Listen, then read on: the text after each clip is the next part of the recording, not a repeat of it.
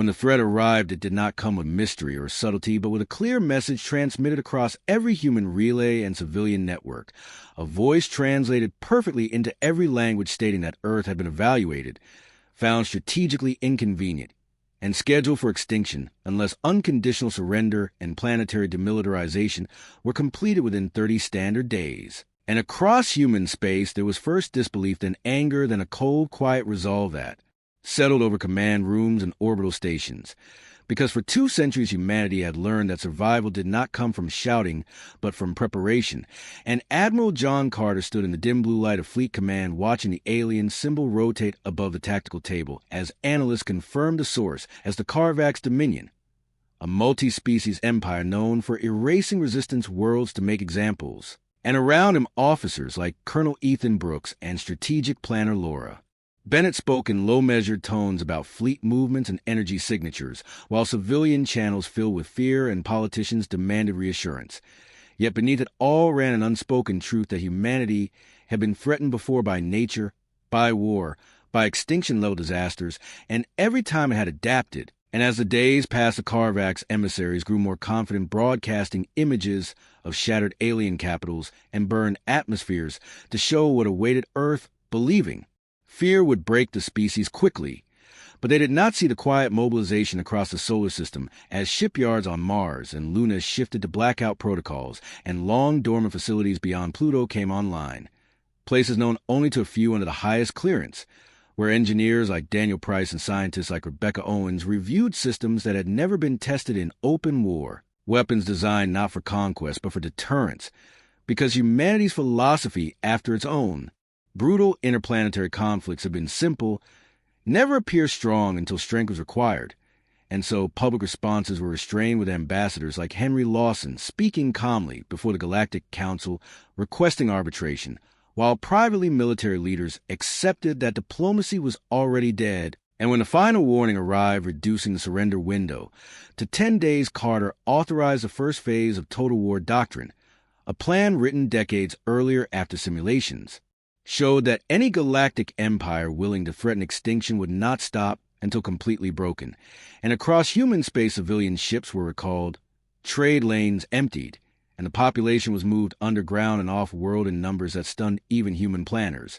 while the Carvax scouts observing the system reported minimal fleet buildup and concluded that humanity was fracturing under pressure, a fatal misreading born from arrogance, because while visible fleets remained modest, the real power was shifting unseen as stealth carriers drifted into firing positions beyond sensor range, and autonomous factories accelerated production cycles beyond peacetime limits. And on Earth itself, cities dimmed at night as power was rerouted to planetary shields that had been dismissed by alien analysts as theoretical. And in the final hours before the deadline, Carter addressed a closed assembly of commanders and civilian leaders, stating simply that humanity would not surrender, that extinction threats demanded absolute response, and that once the first shot was fired, there would be no negotiation until the Dominion could no longer threaten any world again. And when the deadline expired, the Carvax did not wait, their forward fleet translating into the outer system with overwhelming numbers, confident that terror would cause last-minute capitulation, instead finding a silent system where no hails were answered and no defenses fired, leading their warlord to order in advance toward Earth to deliver a decisive demonstration, unaware that every kilometer they crossed tightened a net of human kill zones mapped with ruthless precision. And as the first alien vessels crossed a line beyond Neptune's space, bent in ways their sensors could not interpret, as human command quietly initiated total war, not as an explosion of rage, but as a calculated release of force. And across the darkness, weapons awakened that had never been seen by non-human eyes, marking the moment when a species threatened with extinction chose not survival through submission, but survival through absolute dominance, setting in motion a conflict that would not end with Earth saved, but with the galaxy fundamentally changed. The first Carvax ships died without ever understanding they were under attack as space around them folded into tight cones of distortion, and their forward cruisers vanished from sensors, not exploding but simply ceasing to exist as if removed from reality. And deep within Fleet Command, Laura Bennett watched the confirmations arrive and spoke quietly that the Aperture weapons were functioning within predicted tolerances, while Admiral John Carter gave no visible reaction beyond a single nod, because this was only the opening move, And to the Carvax warlord Krital, the sudden loss of his vanguard read as a sensor malfunction, or perhaps cowardly sabotage from within his own ranks, leading him to order the remaining ships forward at higher acceleration to assert dominance, unaware that every increase in speed pushed them deeper into a layered trap built over decades. And as the alien fleet advanced, human stealth platforms seeded the void with micro-singularity mines that latched invisibly to hulls and waited for command authorization, while far behind the front-line autonomous human strike craft maneuvered into flanking vectors calculated to intersect the Dominion's logistics ships first, because human doctrine valued paralysis over spectacle, and on Earth underground shelters were filled with civilians listening to calm recorded updates that spoke of defensive engagements in distant space. The public still unaware of how total the response truly was, and in the Martian command bunker, Colonel Ethan Brooks' coordinated ground-based rail arrays tracking targets millions of kilometers away as casually as if they were training drones, remarking to his fire control officers that the aliens were obligingly flying straight and tight, something no human admiral would ever do. And as hours past, the Carvax fleet began to suffer cascading failures, with ships dropping out of formation due to power loss, navigation errors, and unexplained internal collapses, prompting growing anger from their commanders who broadcast threats promising the immediate glassing of Earth once firing range was achieved. Yet even as those threats echoed across human channels, the Psychological Warfare Division quietly analyzed alien command speech patterns and noted rising stress indicators and loss of confidence, the first cracks in an empire built on intimidation. And when the Carvax finally attempted a full sensor sweep, using brute force energy missions, they briefly illuminated the battlefield, and for the first time glimpsed human warships not in retreat, but arrayed in impossible numbers, dark hulls absorbing light, positioned in three-dimensional formations that ignored conventional engagement ranges.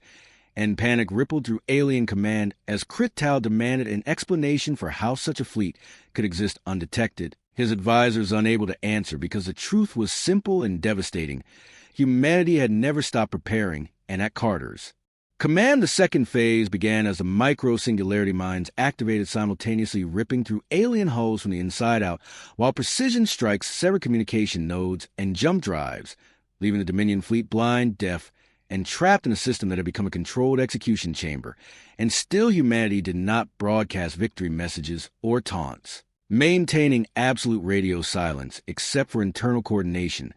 because total war doctrine dictated that the enemy must be allowed no narrative of resistance or heroism, only the slow realization of inevitable defeat. And as alien ships attempted desperate retreats only to find their escape vectors collapsed by gravity weapons tuned with mathematical cruelty, Carter allowed himself a brief glance at the live feed, showing Earth serene and untouched, blue and white beneath its shield lattice. And he understood that this battle was no longer about survival alone, but about sending a lesson so clear that no empire would ever again consider extinction threats an acceptable opening move, even as reports confirmed that this was merely the first Carvax fleet and many more would come, setting the stage for a war that would not be fought at Earth's doorstep, but carried outward into the heart of the Dominion itself. The destruction of the forward fleet sent shockwaves through the Carvax Dominion faster than any human weapon could travel, not as official reports, but as fragmented distress bursts and corrupted sensor ghosts that slipped through before communications collapsed entirely. And within the black stone halls of the Dominion core, world senior warlords argued bitterly over what had gone wrong, some insisting the Earth system concealed ancient precursor technology, while others accused Krital of incompetence. Yet none of them grasped the deeper truth that humanity had not relied on relics or miracles, but on patience and cumulative learning. And as emergency councils convened, Admiral John Carter authorized Operation Forward Pressure, shifting the conflict from defensive annihilation to outward expansion with a clarity that surprised even veteran officers. Because total war doctrine did not end with repelling an attack, but demanded the permanent removal of the threat's ability to reconstitute. And so human fleets that had remained hidden along deep space corridors began controlled advances toward known Dominion staging systems, not rushing but moving with deliberate inevitability, while intelligence officers like Laura Bennett coordinated with cyber warfare teams to inject false recovery signals into surviving Carvax data streams, baiting reinforcement fleets into predictable paths. And on the human side, the psychological burden of escalation was managed carefully as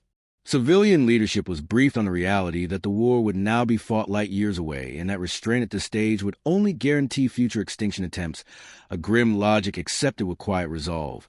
And when the first human strike group emerged at the edge of the Carvax border system known as Varnak, Reach did so openly, broadcasting a single message translated into Dominion command codes stating that Earth had been threatened with extinction and that humanity was responding with total war until the Dominion could no longer endanger any species, a message that carried no insults and no bravado, which unsettled alien commanders more than rage ever could, because it framed the coming destruction as procedure rather than vengeance, and the engagement that followed demonstrated the shift in human tactics, as instead of destroying the system outright, they dismantled it piece by piece, disabling orbital industry,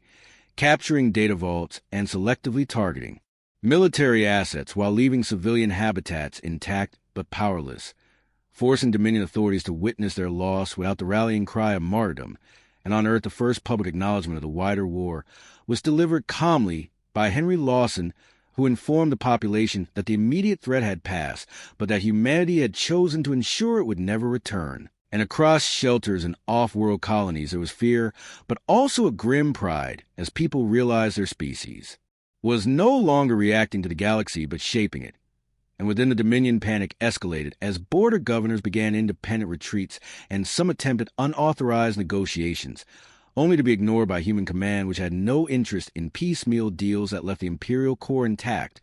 And as reports flowed of systems falling without the dramatic planet killing the Carvax had relied upon a deeper terror spread among their elites that this enemy was not seeking conquest for resources or glory, but security through irreversible dominance. And Carter, reading those assessments, understood that the war's most dangerous phase was approaching,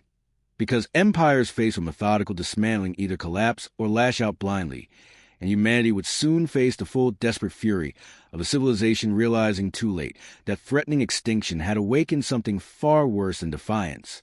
As the Dominion's outer systems continued to fall in eerie silence, the Imperial core reacted not with surrender, but with a spasmodic tightening of control as emergency decrees empowered regional warlords to enact scorched space measures, a doctrine long feared and rarely used that authorized the destruction of entire client species, to deny resources to an advancing enemy. And when fragments of those orders reached human intelligence channels, Laura Bennett brought them directly to Admiral John Carter, who read them without visible reaction before issuing a countermand that shifted targeting priorities instantly, because total war doctrine accepted the necessity of overwhelming force, but rejected annihilation as wasteful and destabilizing,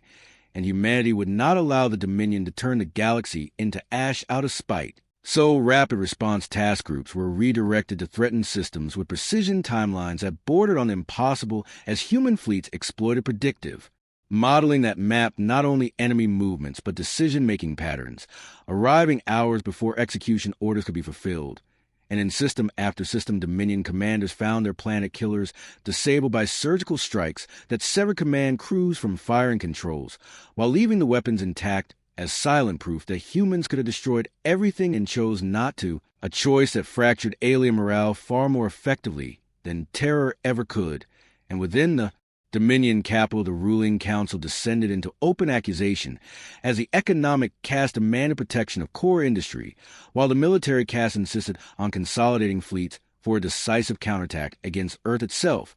believing that symbolic destruction would still break human resolve.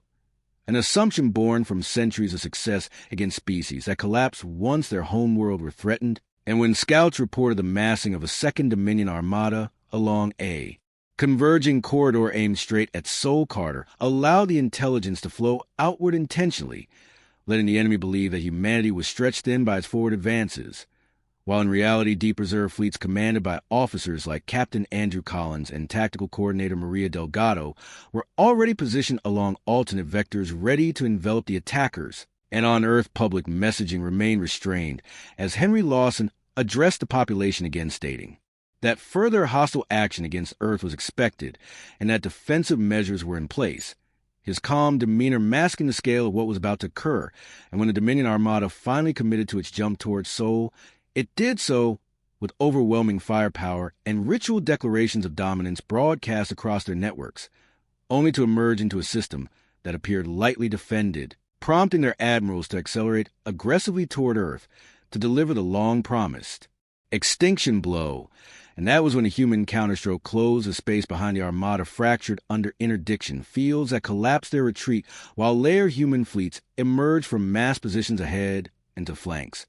surrounding the Dominion force in a sphere-controlled space. And as Carter authorized engagement, the battle unfolded not as a chaotic melee, but as a precise dismantling with human ships rotating in disciplined patterns to maintain constant pressure while Dominion formations broke apart under targeted losses of command nodes.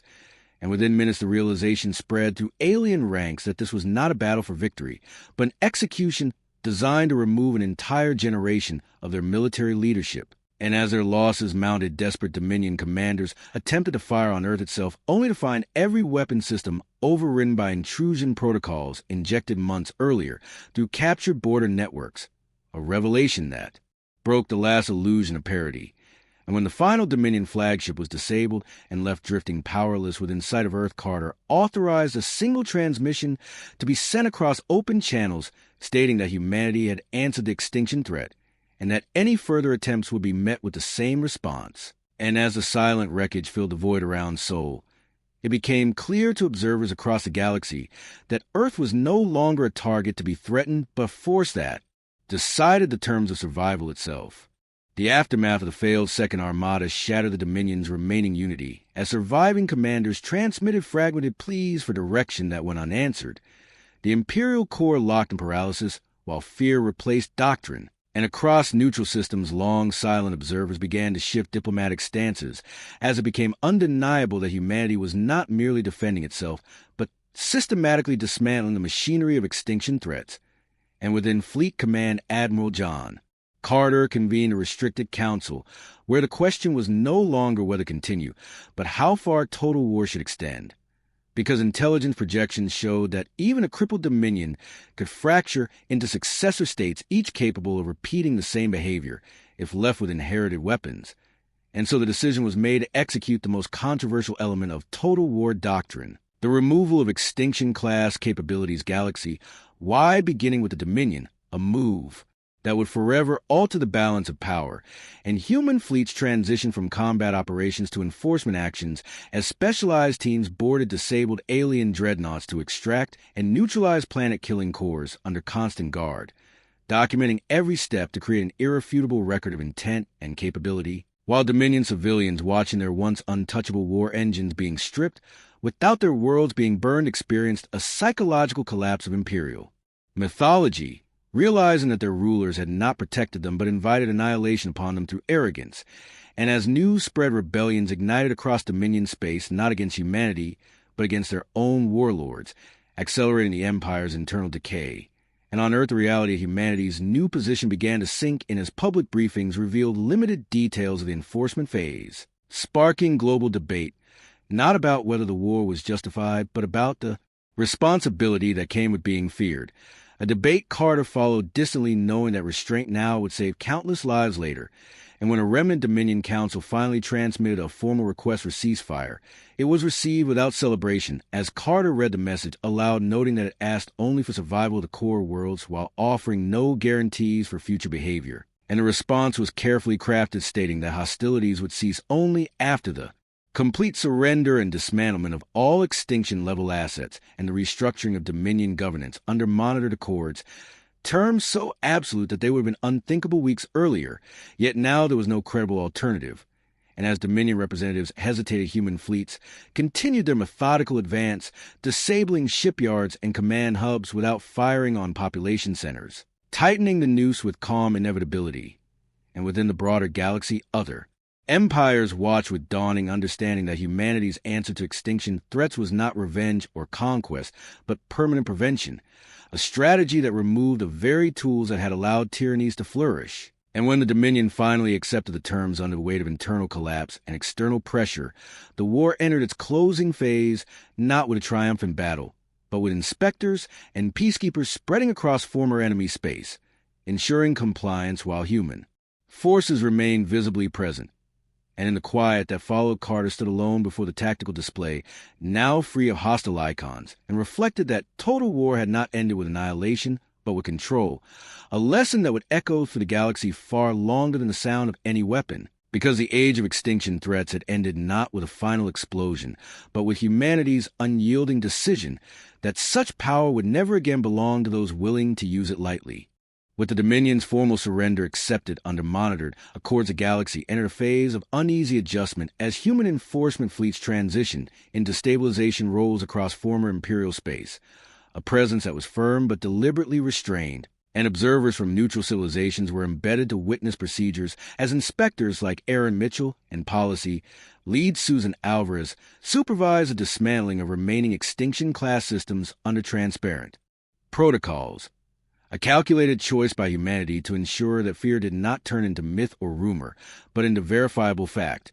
And within the former Dominion core world's provisional councils replaced warlord rule as internal tribunals prosecuted those who had ordered extermination threats, a process that unfolded slowly yet relentlessly. And while some alien populations reacted with resentment, many more responded with relief as food convoys and power restoration followed disarmament, revealing a pattern that unsettled neighboring empires, that human victory did not require occupation through terror, but compliance through capability. And on Earth, the political consequences rippled outward as global assemblies debated the long-term framework for preventing future extinction threats, leading to creation of a unified human mandate that authorized intervention only when planetary annihilation was invoked, a narrow but absolute line that would define human foreign policy. And Admiral John Carter briefed civilian leaders, stating that the lesson of the war was not superiority, but credibility, because deterrence only functioned if the galaxy believed humanity would act every time without hesitation, and across distant systems ambassadors began arriving at Seoul not with demands, but with treaties seeking inclusion in the new extinction prevention regime, some motivated by genuine fear and others by pragmatic calculation, yet all acknowledging the shift in power. And as months past, remnants of the Dominion attempted sporadic resistance through proxy militias and sabotage, each instance met with swift targeted response that removed leadership without collateral damage, reinforcing the message that there would be no return to imperial intimidation. And within the human military, the psychological toll of total war was addressed through rotations and decompression, as officers like Maria Delgado and Andrew Collins spoke candidly about the weight of having decided the fate of billions, a burden accepted but never celebrated. And intelligence assessments indicated a broader cultural change among alien powers, as doctrines emphasizing first strike annihilation were quietly shelved in favor of layered defense and diplomacy, not out of trust, but out of recognition that extinction threats now carried an unacceptable cost. And Carter, receiving those reports, allowed himself a rare moment of satisfaction, not because humanity had won a war, but because it had changed behavior at scale. And as the last Dominion shipyard was converted to civilian production under joint oversight, the formal end of hostilities was declared, closing a chapter that had begun with a threat broadcast and arrogance, and ended with a galaxy recalibrated around a single hard truth, that humanity's answer to extinction was not surrender and not chaos, but a disciplined resolve to remove the very possibility, an answer that would shape interstellar relations for generations to come. The years that followed the Dominion War became a period historians would later call the Age of Recalibration, as power across the galaxy reorganized itself around the precedent humanity had set, and while open conflict diminished, the underlying tension never fully disappeared. Because every major civilization now understood that the extinction line was real and enforced, and Admiral John Carter, though stepping back from daily command, remained a central figure, consulted whenever disputes edged toward annihilation rhetoric. His presence alone often enough to pull negotiations back from disaster.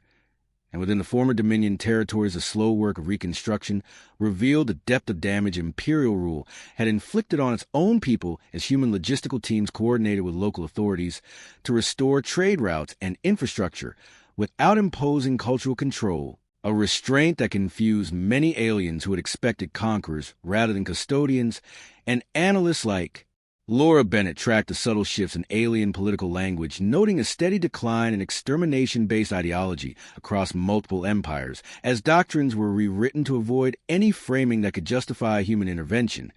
And on Earth, the generation that had sheltered underground grew into adulthood with a clear understanding of the price of survival, shaping education and policy around preparedness without paranoia,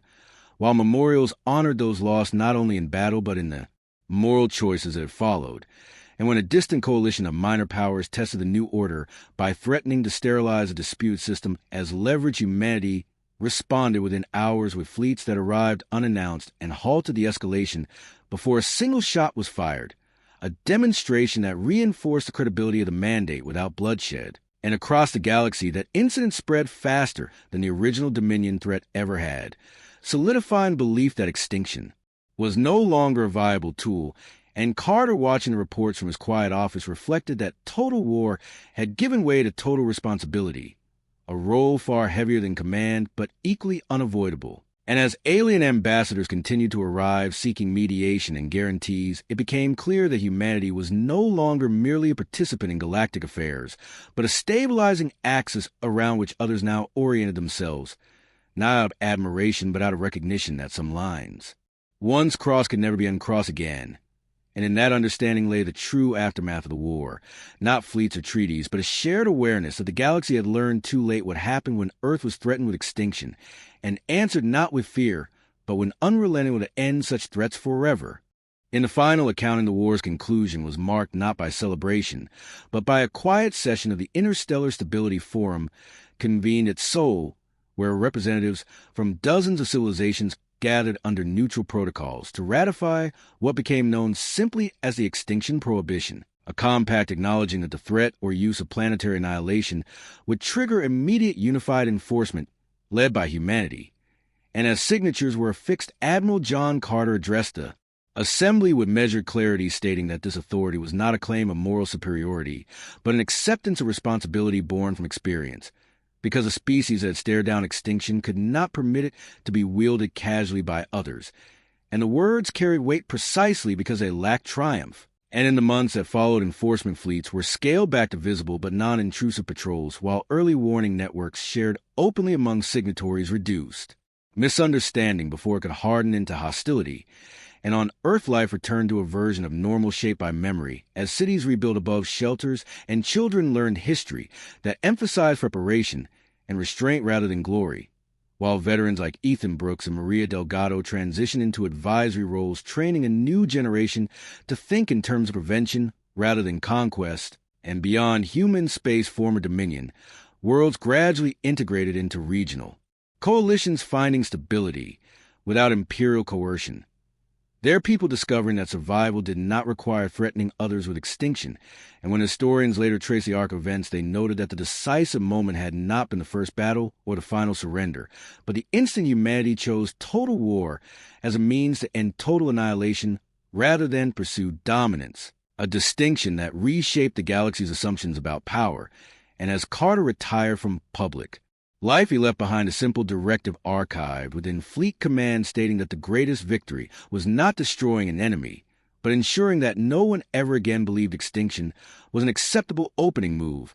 And long after the wreckage had been cleared and the treaties normalized relations, that lesson endured, because every civilization now understood that when Earth was threatened with extinction, humanity had answered with total war, not to rule the galaxy, but to remove the darkness that made such threats possible. And in that understanding, the galaxy found an uneasy but lasting peace, forged not by fear alone, but by the certainty that some lines once crossed would be met with an answer too final to ignore.